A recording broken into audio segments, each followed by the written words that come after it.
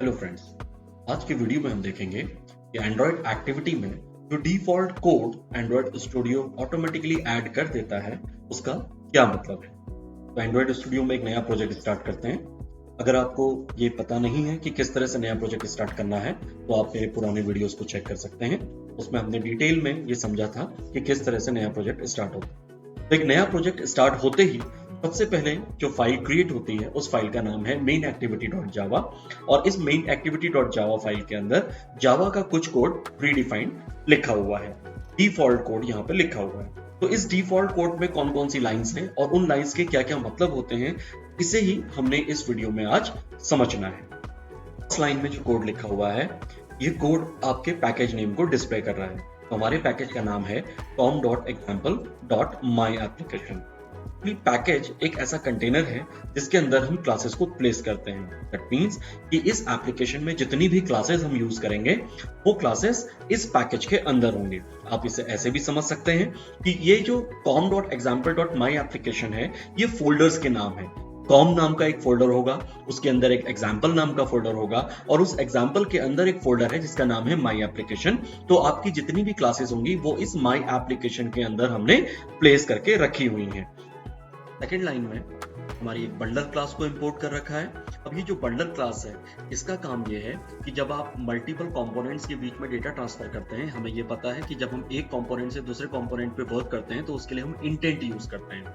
तो इंटेंट के साथ साथ हम उसमें डेटा भी ट्रांसफर कर सकते हैं, मैसेज पासिंग कर सकते हैं। तो वो जो मैसेज पासिंग हो रही है और जो डेटा ट्रांसफर हो रहा है वो काम हम बंडल क्लास के थ्रू करते हैं। नेक्स्ट क्लास इंपोर्ट की गई है यहाँ पे, उसका नाम है H2H क्लास। इसके नाम से आपको समझ में आ रहा होगा कि ये जो क्लास है ये क्लास बेसिकली क्या काम करती है कि जब आपकी ऐप आपके पर्टिकुलर मोबाइल में ओपन होता है तो उस मोबाइल के स्क्रीन के अकॉर्डिंग आपका जो ऐप की स्क्रीन है वो ऑटोमेटिकली फिल हो जाती है from edge to edge. Edge to edge का मीन्स है from top to bottom, from left to right. तो जो ऐप आप ओपन कर रहे हैं वो फुल स्क्रीन में दिखाई दे, इसके लिए इस क्लास को यूज किया जाता है। नेक्स्ट क्लास जो कॉल कर रखी है उसका नाम है ऐप कॉम्पैक्ट एक्टिविटी। ये जो ऐप कॉम्पैक्ट एक्टिविटी है ये बेसिकली हमारी बेस क्लास है मेन एक्टिविटी के लिए। जो एक्टिविटी क्लास हम यहाँ पे डिजाइन कर रहे हैं उसका नाम मेन एक्टिविटी है और इसको इनहेरिट किया गया है ऐप कॉम्पैक्ट एक्टिविटी क्लास के अंदर से। इसका मतलब कि जो आपकी एक्टिविटी के डिफॉल्ट फंक्शंस हैं, डिफॉल्ट मेथड्स हैं, वो सारे के सारे डिफॉल्ट मेथड्स हमें इस क्लास के अंदर मिलेंगे और हमें इस क्लास से ही अपनी क्लास में उन मेथड्स को ओवरराइड करना होगा। तो app compact activity is the base class for our main activity. इसके बाद जो क्लासेस हमारी यूज हो रही हैं उनका नाम है इनसेट्स, व्यू कॉम्पैक्ट और विंडो इनसेट कॉम्पैक्ट।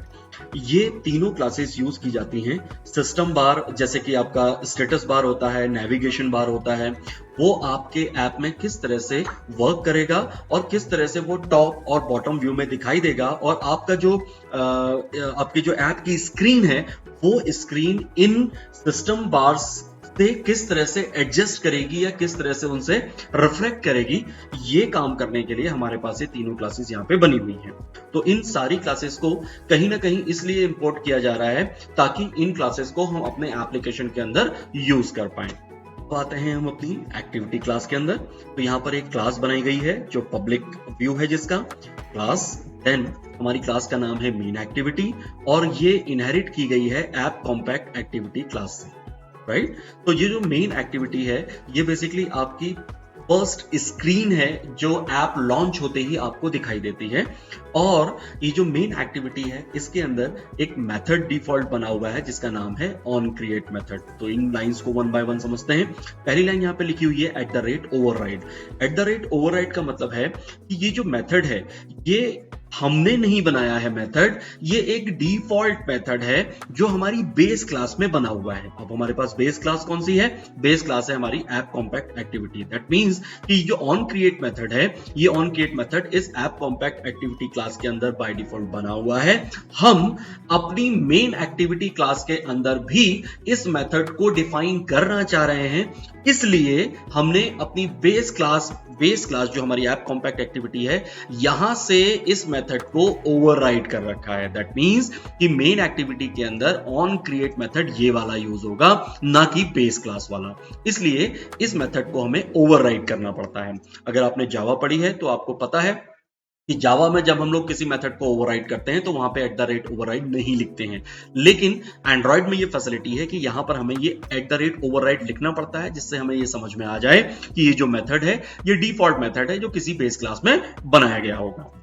तो जो एक मेथड यहाँ पे बना हुआ है ऑन क्रिएट मेथड, इस मेथड का यूज हम पहले भी देख चुके हैं। मैं फिर आपको बताता हूं एक बार कि ऑन क्रिएट मेथड हमारा एक्टिविटी का मेन मेथड है जो आपकी एक्टिविटी के लिए मेमोरी इनिशियलाइज करता है।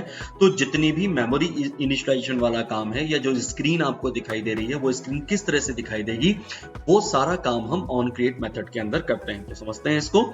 ये मेथड है protected void on create method.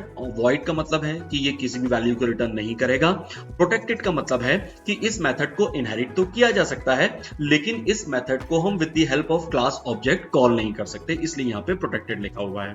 अब इस मेथड के अंदर बंडल क्लास, जो हमने ऊपर बंडल क्लास कॉल की थी, इस बंडल क्लास का एक ऑब्जेक्ट कॉल कर रखा है, इसमें पास कर रखा है बेसिकली, और उसका नाम है सेव्ड इंस्टांस स्टेट। अब ये क्या है? सेव्ड इंस्टांस स्टेट क्या होता है? बेसिकली जब आप ऐप को लॉन्च करते हैं, आपको पता है कि आपने एक ऐप को लॉन्च किया, लॉन्च करने के बाद किसी वजह से उस ऐप को आपने पॉज स्टेट में डाल दिया या स्टॉप स्टेट में डाल दिया।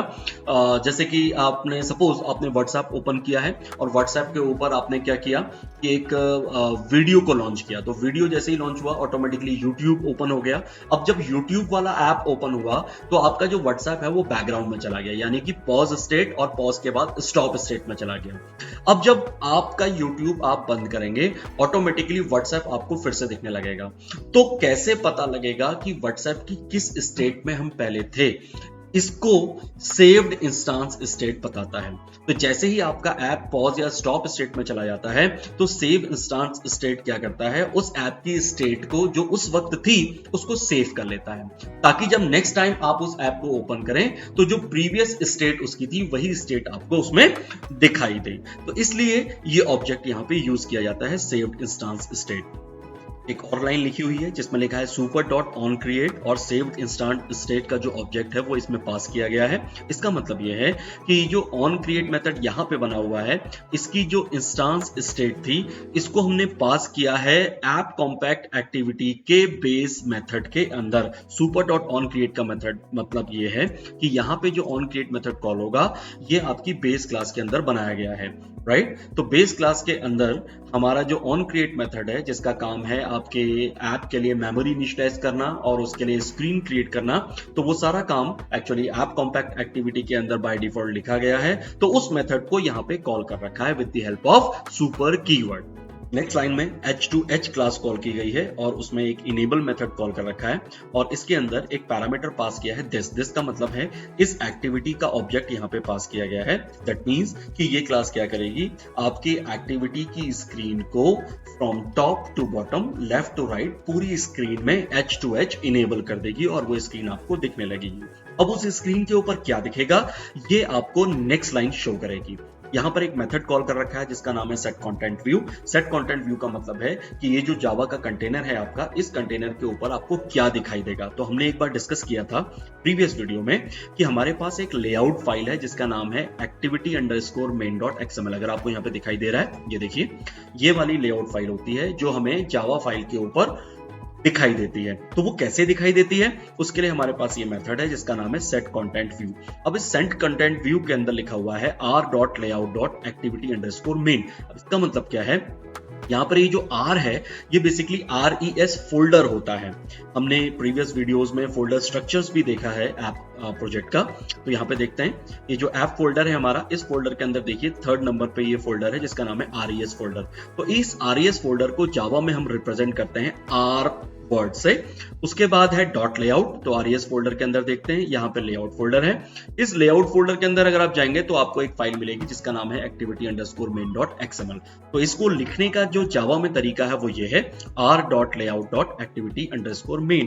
दैट मीन्स कि इस जावा फाइल के अंदर आप इस activity_main.xml फाइल को कॉल कर रहे हैं और इसके व्यू को सेट कर रहे हैं। तो ये लाइन अगर यहाँ पे नहीं होगी तो आपका जो ऐप है वो ओपन तो होगा, लेकिन उसकी स्क्रीन पे आपको कोई लेआउट दिखाई नहीं देगा, क्योंकि लेआउट जो है वो आपकी XML की फाइल होती है और वो फाइल आपकी मेन एक्टिविटी के ऊपर हमें कॉल करनी पड़ती है, जो कि आपका ये मेथड काम करता है इसके लिए, जिसका नाम है सेट कंटेंट व्यू।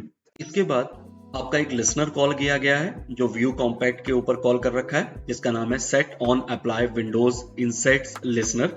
और इस लिसनर के अंदर सिस्टम बार्स को सेट कर रखा है। हमने पहले भी डिस्कस किया था कि हमारे पास 3 क्लासेस हैं, insets, view compact and windows insets compact. इन तीनों क्लासेस का काम यह है कि ये आपके सिस्टम बार्स पे वर्क करती हैं। तो सिस्टम बार्स जो आपके हैं, जैसे कि आपके पास स्टेटस बार है, नेविगेशन बार है, और भी बहुत तरह के बार्स हैं जिनको सिस्टम बार्स की कैटेगरी में हम लोग रखते हैं। तो ये सिस्टम बार्स की लेफ्ट, टॉप, राइट और बॉटम कहाँ पे होगी, और आपका जो ऐप है वो उसके अकॉर्डिंग कितनी पैडिंग के साथ अपने आप को सेट करेगा, इसके लिए ये लाइंस आपकी, ये फंक्शंस बेसिकली, ये जो लिसनर है आपका है वो लिसनर यहाँ पे ऐड किया गया है। ये जो पैडिंग यहाँ पे सेट की गई है v.setPadding, ये इसलिए भी जरूरी है ताकि अगर आपके ऐप के ऊपर सिस्टम बार्स दिखाई दे रहे हैं, जैसे कि नेविगेशन बार और आपके स्टेटस बार, मेन्यू बार वगैरह, तो वो आपके ऐप के कंटेंट को छुपाए ना, और उन सिस्टम बार्स से आपके ऐप की जो स्क्रीन है उसके बीच में कुछ दूरी रहे। उस दूरी को ही बेसिकली हम लोग पैडिंग बोलते हैं। इसलिए ये लिसनर यहाँ पे ऐड कर रखा है, जो ऑटोमेटिकली कॉल होता है जब आपका ऐप अपना ओरिएंटेशन चेंज करता है। जैसे आप लैंडस्केप मोड में है, लैंडस्केप से आप पोर्ट्रेट मोड पे चले गए, वापस आप लैंडस्केप मोड में आ गए, जिस समय वो चेंजिंग हो रही है उस वक्त आपके जो सिस्टम बार्स है वो ऑटोमेटिकली आपके जो ऐप के कंटेंट है उसके ऊपर ना आ जाए, इसलिए उनके बीच में पैडिंग होनी जरूरी है। तो यहाँ पे जितना भी एरिया मैंने सेलेक्ट कर रखा है लिसनर का, ये पूरा लिसनर इसी काम के लिए यहाँ पे यूज किया गया है, ताकि जो आपका सिस्टम बार्स हैं और आपकी जो एक्टिविटी की स्क्रीन है उसके बीच में थोड़ा सा गैप रहे with the help of padding. तो फ्रेंड्स, ये था आपका एक्टिविटी का डिफॉल्ट कोड, जिसको अभी हमने समझा। आई थिंक आप लोगों की समझ में आ गया होगा। आज के लिए इतना ही। Thank you.